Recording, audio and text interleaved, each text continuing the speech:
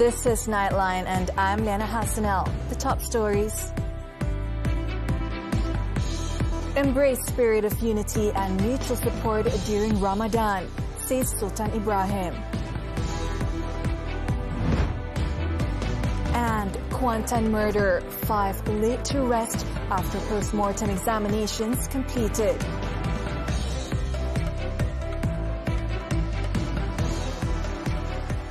Good morning. The Young Dipertuan Agong Sultan Ibrahim and Raja Permaisuri Agong Raja Zarif Safia have extended their Ramadan greetings to all Muslims in Malaysia. In a social media post on Wednesday, Their Majesties urged Muslims to make the most of this blessed month by increasing acts of worship, strengthening unity, and fostering a spirit of mutual support. They also prayed for Malaysia to always be blessed with mercy and prosperity, and for all citizens to enjoy well-being, peace, and harmony.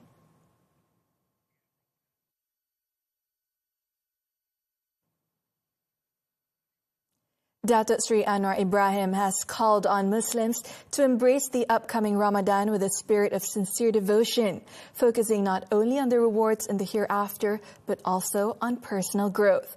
The Prime Minister emphasized that acts of worship during the holy month help cultivate self-discipline, wholehearted effort in daily work, and a sense of responsibility. Anwar stressed that the demands of fasting and other Ramadan practices go beyond fulfilling religious obligations. Instead, they are also meant to achieve deeper wisdom and objectives of Islamic teachings. He highlighted that the true blessings of Ramadan lies in attaining piety through a process of spiritual cultivation that shapes character, grounded in conscious awareness of the heart and an inner vigilance. The Prime Minister also expressed gratitude for the opportunity to once again welcome another blessed Ramadan, a month eagerly anticipated by Muslims. Now, with Ramadan having begun in several Arab and Islamic countries on Wednesday, Muslim communities came together for prayer and preparation as markets and mosques came alive despite ongoing challenges and tensions.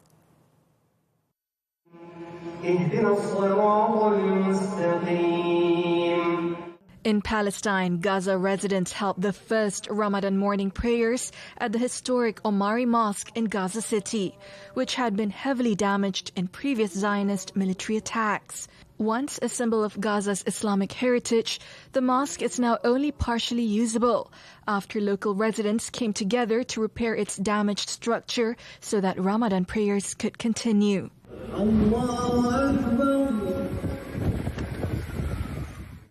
Meanwhile, in occupied East Jerusalem, thousands of worshippers gathered in the covered prayer halls and open courtyards of the Al-Aqsa Mosque. The prayers took place amid heightened tensions, especially in and around the Old City and the Al-Aqsa compound, where Israeli authorities have increased security measures. In Afghanistan, Kabul's markets have returned to their usual lively atmosphere with the start of Ramadan. From early morning, residents flocked to bazaars to purchase flour, rice, cooking oil, and other essentials for the holy month. Meanwhile, as Ramadan begins with the first Tarawih prayers, 2 Muslim families in Sabah are facing a heartbreaking test after their homes were destroyed in a fire in Kota Kinabalu.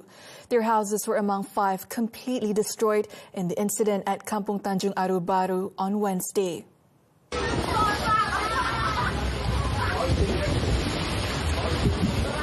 The fire broke out at about 2:50 p.m., leaving all 5 homes gutted. Fortunately, the Sabah Fire and Rescue Department said no casualties were reported. More than 20 firefighters from the Kota Kinabalu station were deployed, and the fire was brought under control at 3:25 p.m. One of the victims, 42-year-old single mother Sadia Abdullah, was left with nothing after the fire destroyed her home.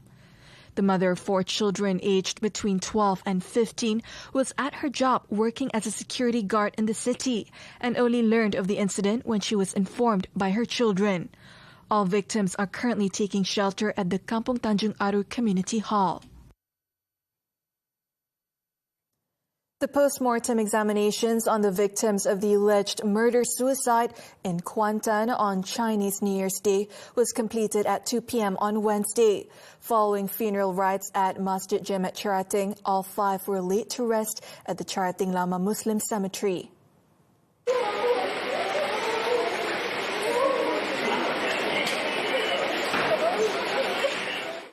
Scenes of grief unfolded earlier as the bodies were released from the forensic department of the Tengku Ampuan Afzan Hospital. The examinations on the suspect and the children's mother, Nurul Ashikin Kamaruzaman, aged 33, were completed on Tuesday night. The post-mortem of 5-year-old Nur Safia Humaira was carried out at 8:45 on Wednesday morning, followed by her grandmother, Tuan Kamaria Tuan Putih, aged 56. The final post-mortem involved the youngest girl, Nur Sumaya Humaira. In a particularly poignant detail, Nur Sumaya was laid to rest on the day she would have celebrated her 2nd birthday. The discovery of the gruesome crime scene at their home in Taman Chrating Damai at around 7 a.m. the day before had shaken the otherwise quiet community. Pahang Police Chief Datuk Sri Yahya Othman had stated that investigators are exploring possible financial or family problems as motives, despite the suspect having no history of mental health issues. A tragic incident struck during Chinese New Year celebrations in Segamat, Johor on Tuesday, when a man suffered severe injuries after fireworks he had set up in front of his house exploded. The 32-year-old man had his lower left leg blown apart by the explosion, forcing doctors to amputate it.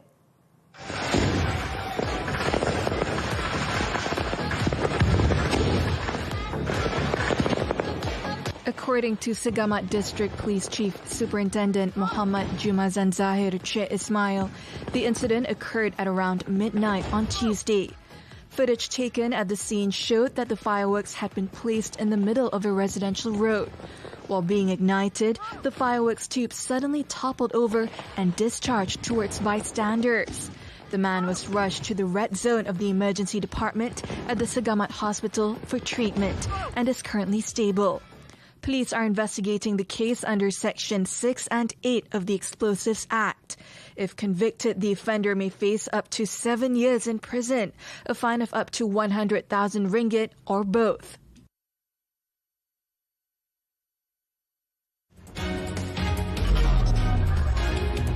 Visit Malaysia 2026. Ambition, strategy, and global competition. How is Malaysia positioning itself in a fast-changing travel landscape? Trends, opportunities, and what it takes to win. Zahir Kelvin Ong Abdullah speaks with tourism industry leader Datuk Tan Kok Liang. Only on Money Matters this Saturday at 5 p.m. on TV3 and stream on Tonton. The Yang di-Pertuan Agong Sultan Ibrahim has called for a firm and uncompromising approach in the fight against corruption across all Johor state departments and agencies.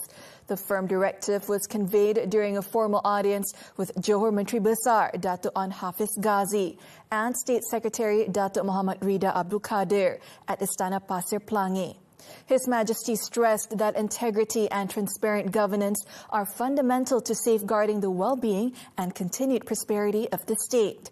During the nearly 2-hour session, Sultan Ibrahim was briefed on the current developments and rapid progress achieved in Johor, highlighting the state's ongoing growth and achievements.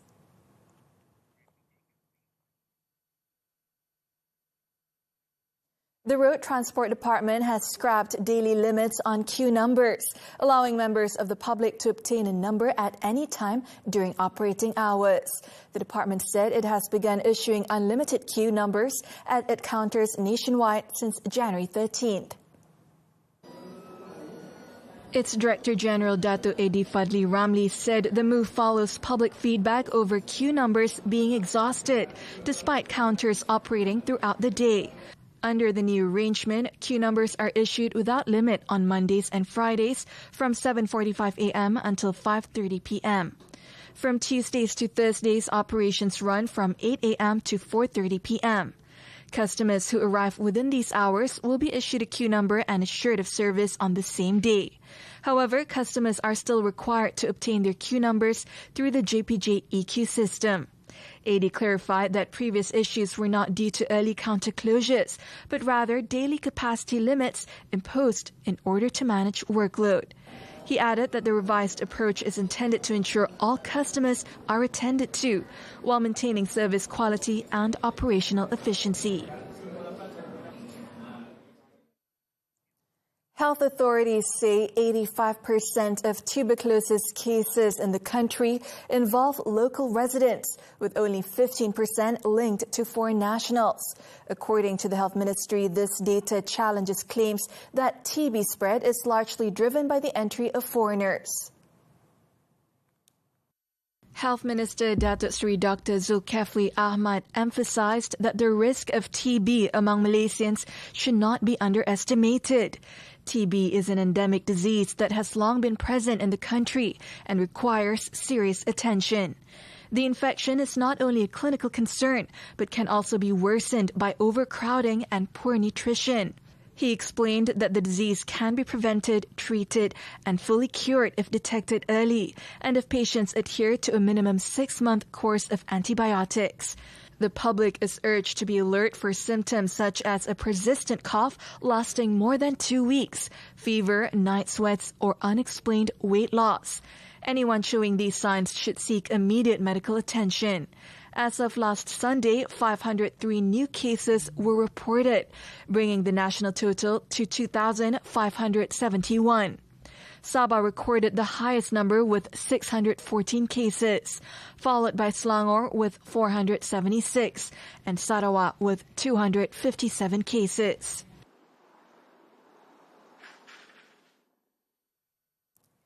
For thousands of years, tea has held a special place in Chinese culture. More than just a drink, it is a symbol of respect, hospitality, and togetherness, deeply rooted in tradition and daily life. Nightline's Nurin Razman takes a closer look at why tea remains an important part of Chinese culture today. In Chinese culture, tea is more than just a beverage. It is a symbol of respect, tradition, and togetherness, values passed down through generations. Tea represents harmony, connections, represents respect, and also togetherness. Yeah, especially Chinese tea itself. It's just not a normal sort of a beverage. No, it carries all this meaning. In traditional Chinese tea practice, the preparation of tea often takes longer than drinking it. This deliberate pace is meant to encourage patience, presence, and appreciation. After brewing, the tea is usually poured into a separate serving pot before being distributed into small cups, ensuring an even taste for everyone. A single pot of tea leaves can often be refilled many times, sometimes up to 9 infusions, depending on the quality of the leaves. Tea is then enjoyed in small sips without blowing on the tea. Chinese is not a very expressive race. Not like the Masale, they just and say, I love you, I thank you. But Chinese, I can say that they are not that expressive. So the easiest way for them to express their feelings for their elderly is just to offer them the tea. And it's like mutual understanding. Before the first sip, the tea is smelt, allowing the fragrance of the tea to be appreciated before it is tasted. Even the way the cup is held is deliberate and gentle, encouraging drinkers to slow down and be present in the moment. So during your making tea, like I say, you cannot be rushed. Tea is not for you to rush. So if you rush, you will miss the true flavor of the tea. So same goes to life. Same goes to life. The practice of brewing and sharing tea has been passed down through generations. Today, tea continues to bridge the old and the young. Whether shared during family gatherings, business meetings, or quiet moments at home, tea creates a space for people to come together. For centuries, tea has been woven into daily life, ceremony, and celebration. Today, it remains a symbol of togetherness, respect, and harmony, values that continue to shape families and traditions across generations. Nurin Razman, for Nightline, TV3. Man arrested for smashing multiple ATM screens. More from the local front after this breather.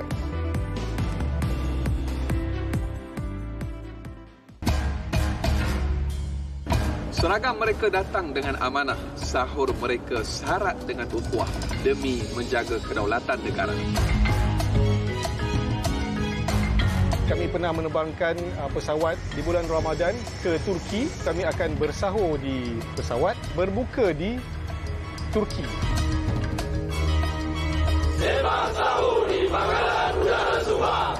Khamis 11 malam hanya di TV3. So Abi ambil kunyit, okay, just letak sikit serbuk kunyit tu. Nak jadi dah ni, nak jadi dah ni. Oh, you excited? Ya, mestilah nak jadi. Banyak pula you punya resepi-resepi you yang tersimpan. Kacang tak ada lagi dalam kita punya menu. Kita bagi dua. So kali ni kita buat special, kita bubuh kacang. Jangan lupa saksikan Jom Berbuka Setiap hari Sabtu jam 7.30 malam hanya di TV3 dan stream juga. ditonton. Waktu lahir itu pun tengok tak ada apa pada lahir. Tapi lepas berapa jam ya? Lepas berapa jam tu baru nampak ada satu blister tumbuh kat kaki dia.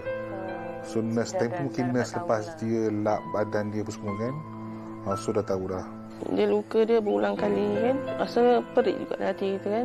Sebab luka tu berulang-ulang. Kulit dia makin lama makin rapuh. Tambah yang sulung tu lah. Tapi macam mana pun kena tekankan hati. Mandi, dressing, sakit, putih, sampai 10. Tak tahan sakit. Bila nak mandi tu kan, selalu kami ajar kat dia, Aina kena berzikir, minta zikir kalau nak mandi apa semua. Itu je, dia sebut Allah pun tak apa, kita tak payah banyak. Tapi Aina kena kuat macam mana pun. Buat anak dia bukan senang, nak jaga anak yang sakit ni. Bila tambahan pula nak kena dressing dengan dia punya menangis lagi anak tu, tahan tak tahan tu. Welcome back. Police have arrested a 67-year-old man suspected of smashing ATM screens at various locations in Xinjiang that left banks counting losses of more than 60,000 ringgit within 48 hours. The arrest was made at around 3 p.m. on Wednesday. According to Sentul District Police Chief Assistant Commissioner Basri Sagoni, prior to the arrest, authorities had received 5 reports of such incidents. 3 of the cases occurred at a bank in Xinjiang, Kelantan, while 1 case each was reported in Xinjiang Utara involving 2 different banks. The man allegedly used stones to break the ATM screens, reportedly acting out of frustration as he was unable to withdraw cash. Police have seized the suspect's clothing, a motorcycle, a helmet, and one of the stones believed to have been used in the attacks. In Sabah, police are conducting investigations into the murder of a woman whose dismembered body was found in Kota Kinabalu, including efforts to locate 2 missing body parts. Acting District Police Chief Superintendent Syed Lot Syed Abdul Rahman said investigations are still ongoing and not yet complete. Syed said police are unable to disclose full details of the case at this stage. However, the investigation paper will be completed and submitted to the Attorney General's chambers once all findings are obtained. The remand period for the 3 children of the main suspect will depend on current investigation needs. Police said the suspect has revealed the locations where 2 other body parts were disposed of, but search operations are still underway. The tragic case was uncovered after several body parts were found in a rubbish bin and around shop lots in Taman Indah Permai last Thursday. A 71-year-old man believed to be the main suspect was arrested along with his 3 children to assist investigations. The case is being investigated under the Penal Code for murder. In Selangor, police are tracking down 4 men after they attempted to steal cables belonging to Tenaga Nasional Berhad, TNB, in Semenyih. Their activities were foiled after they were confronted by residents at about 6:45 a.m. on Tuesday. Kajang District Police Chief Assistant Commissioner Nazron Abdul Yusuf said a report was received on the same day. He said the suspects were seen cutting cables believed to belong to TNB. However, the group fled the scene after being confronted by residents and were seen leaving in a grey vehicle. Police are actively tracking down those involved, and the case is being investigated under the Penal Code for mischief by cutting cables.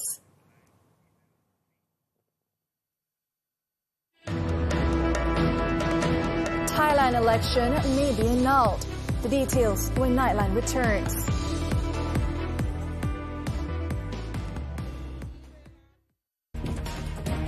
Unlocking the future of business. From industry evolutions to policy changes, we go beyond the headline. Deep insights, sharp analysis. Understanding the forces driving tomorrow's economy. Key financial insights that drive decisions. This is Money Matters, every Saturday, 5 p.m. Only on TV3 and stream now on Tonton.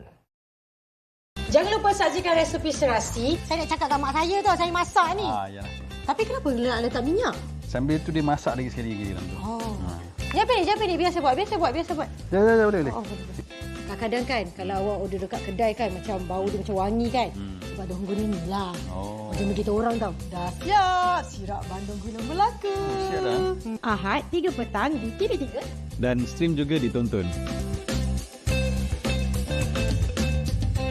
Amboi, banyak cantik muka hang duk bermakeup pula kat sini. Jom ikut Mami pergi masak. Kita ni minggu depan dah nak puasa. Sekejapnya, bang. Syah kecil. Kecil ke dia? Kecil besar aku tampak hang, Aisyah. Bertepung lagi bulu mata aku, Aisyah. 23.5. Memang kena ukur betul-betul. Kena ukur lah. Tak boleh buat lama-lama, melingkup pula belakang. Sabar. Mami, relax. This is my show. Aisyah buat semua. Seragam mereka datang dengan amanah, sahur mereka syarat dengan ukhuwah demi menjaga kedaulatan negara. Kami pernah menerbangkan pesawat di bulan Ramadan ke Turki. Kami akan bersahur di pesawat, berbuka di Turki. Sembang sahur di Pangkalan Udara Sabah. Khamis 11 malam hanya di TV3. The foreign news. Thailand remains in control of parts of Cambodia despite multiple ceasefire agreements that brought months of deadly fighting to an end late last year. Cambodian Prime Minister Hun Manet on Tuesday has urged Thailand to permit a joint boundary commission to begin demarcating the two countries' disputed 817-kilometer border. He described the December ceasefire as fragile and claimed that Thai forces were still positioned deep inside Cambodian territory. Thailand did not immediately respond to the claims. The alleged encroachment occurred after Cambodia and Thailand's protracted border conflict last year killed dozens and displaced hundreds of thousands of people. On another matter, Thailand's February 8th election could be annulled following multiple complaints about the Election Commission's handling of the vote. Deputy Prime Minister Thammanat Prapao on Wednesday said he had been monitoring news reports and consulting election law experts, who indicated that the results might be invalidated due to concerns raised by several groups over the Commission's actions. Among the accusations, the EC was criticized for breaching the Constitution by printing barcodes on the ballots. He also warned that annulling the election results could trigger widespread chaos and potentially escalate into a major crisis. Thammanat, however, affirmed that his Klatam party is ready for a new election if needed, though he acknowledged that a vote recount would be lengthy and complex.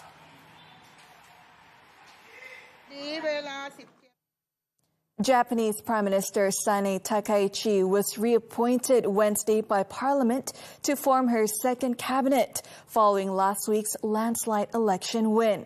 All previous ministers are expected to be retained.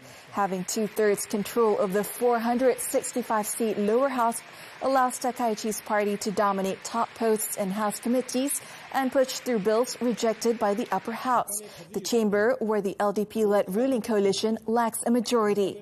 Takaichi had previously said that he wants to bolster Japan's military capability and arms sales, tighten immigration policies, and push male-only imperial succession rules, among many others.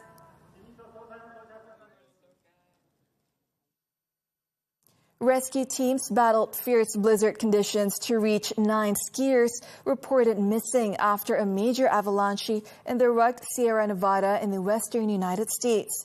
Authorities said 6 others were rescued after becoming stranded when the avalanche struck the Castle Peak area near the town of Truckee.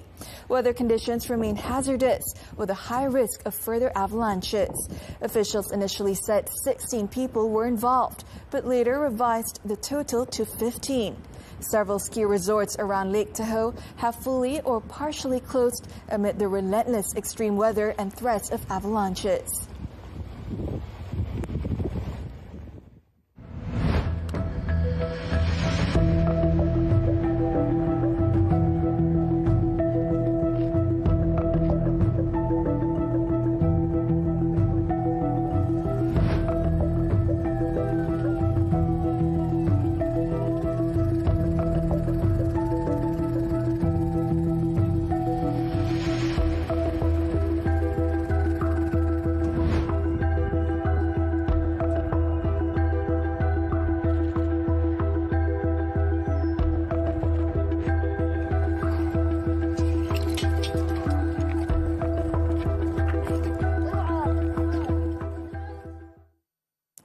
Turning to sports, lawn bowls the 2026 Seven Nation Invitational Championship. It was a golden sweep for Malaysia as the national squad captured all 4 gold medals at the Bukit Gara Juara Stadium on Wednesday. Malaysia dominated the competition with Farah Ain Abdullah and Izzat Shamir Zulkifli clinching the women's and men's singles titles respectively, while the men's and women's pairs teams also emerged champions to complete a flawless campaign. Farah was one of the main highlights in the women's singles final against India's Nayanmoni Saikia, bouncing back from a 4-12 first set loss to win the second set 12-2, and then edging her opponent 1-0 in the tiebreak to clinch the title. In the men's singles finals, Izzat was equally composed in his 2-1 victory over New Zealand's Shannon McElroy. After dropping the first set 5-8, Izzat forced a tiebreak by taking the second set 8-2, before calmly claiming the tiebreak 1-0 to seal the championship.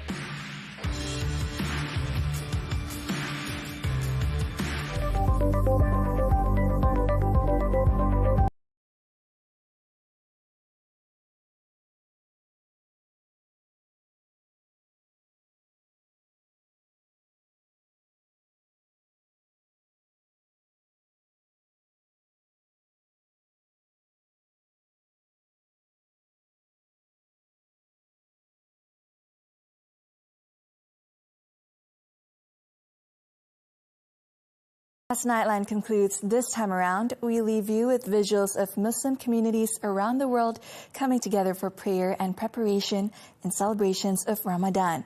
With that, I'm Liyana Hassanel. Thank you for watching, and to all our Muslim viewers, Selamat Berpuasa.